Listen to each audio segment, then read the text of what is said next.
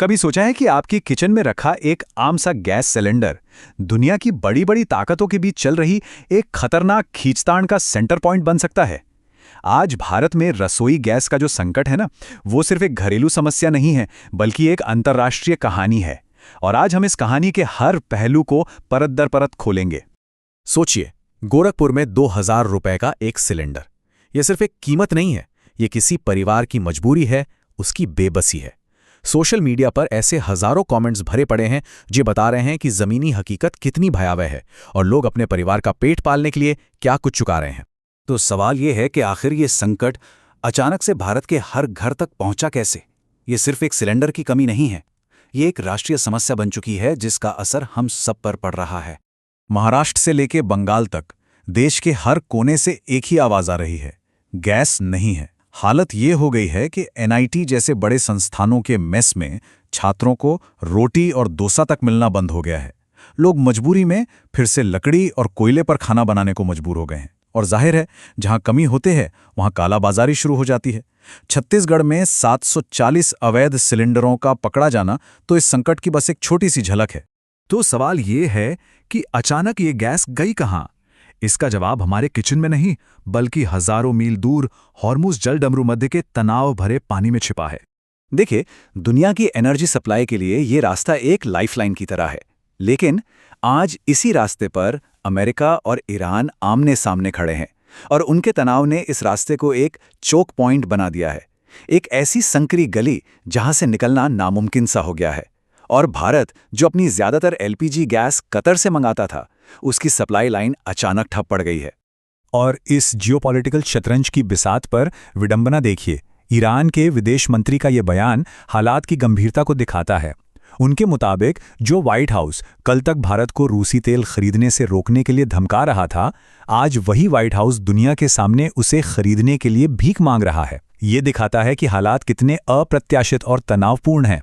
इस तनाव के बीच एक छोटी सी राहत की खबर जरूर आई। ईरान ने भारत के साथ अपने पुराने रिश्तों का हवाला देते हुए 2 एलपीजी टैंकरों को निकलने का रास्ता दे दिया है। लेकिन यह समझना बहुत जरूरी है कि यह बस एक टेम्पररी फिक्स है। असली समस्या जस की तस बनी हुई है। इस पूरे संकट ने एक बहुत बड़ा और जरूरी सवाल खड़ा कर दिया है। जब हमें पता है कि हम अपनी ऊर्जा के लिए दूसरे देशों पर इतने निर्भर हैं, तो हम इस दिन के लिए तैयार क्यों नहीं थे? आखिर हमारी तैयारी में चूक कहां हो गई? यह सवाल बहुत ही जायज़ है और बहुत ज़रूरी भी। हमने अपनी गाड़ियों के पेट्रोल डीजल के लिए, यानी कच्चे तेल के लिए तो बड़े बड़े स्ट्रैटेजिक रिजर्व बना रखे हैं, लेकिन उस गैस के लिए क्यों नहीं, जिससे करोड़ों घरों में चूल्हा जलता है? इसका जवाब इन दोनों को स्टोर करने के तरीके में छिपा है। कच्चा तेल समझिए कि एक तरह से बस एक गाढ़ा लिक्विड है। उसे जमीन के नीचे बनी बड़ी बड़ी गुफाओं में रखना काफी आसान और सस्ता है। लेकिन एलपीजी वो एक हाई प्रेशर बम की तरह है। उसे स्टोर करने के लिए बेहद मजबूत, खास तरह के और बहुत ही महंगे टैंक चाहिए होते हैं। तो सवाल है कि ये खास टैंक बनाने में खर्च कितना आता है? जवाब है अरबों डॉलर। जी हाँ, ये एक इतना बड़ा इन्वेस्टमेंट है कि इसे बनाने में सालों लग जाते हैं और सुरक्षा का खतरा हमेशा बना रहता है। अब ये स्लाइड देखिए, ये पूरी कहानी साफ कर देती है। जहां चीन और अमेरिका जैसे देशों के पास महीनों का इमरजेंसी स्टॉक है, वहीं भारत के पास सिर्फ कुछ हफ्तों का ऑपरेशनल बफर है। इसे ऐसे समझिए, चीन और अमेरिका के पास एक बहुत बड़ी पानी की टंकी है, जबकि हमारे पास रोज के इस्तेमाल के लिए रखी बस कुछ बाल्टियां हैं। ये संकट सिर्फ हमारी तैयारी की कमी को नहीं दिखाता, बल्कि ये भारत और चीन की सोच के बुनियादी फर्क को भी उजागर करता है। और देखिए, इस आग में सिर्फ हम ही नहीं जल रहे हैं, हमारे पड़ोसी बांग्लादेश और पाकिस्तान भी बुरी तरह से जूझ रहे हैं। लेकिन एक देश है जिस पर इस संकट का कोई खास असर नहीं हुआ, और वो देश है चीन। सवाल यह है कि कैसे? इस टेबल से सब कुछ साफ हो जाता है। भारत की प्लानिंग अक्सर शॉर्ट टर्म होती है। हम संकट आने पर जागते हैं, रिएक्ट करते हैं।